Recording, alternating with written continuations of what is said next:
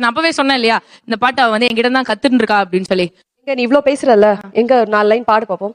இதே பாட்டா மேடம்? பாடு.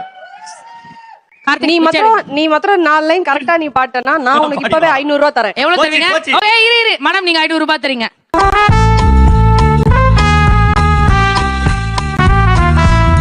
Who's the hero? Who's the hero?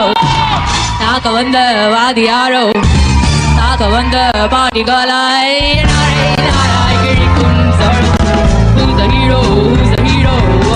தாக்க வந்த வாதி யாரோ, தாக்க வந்த பாடிகளாய் நாராய் கிழிக்கும் சோழம்.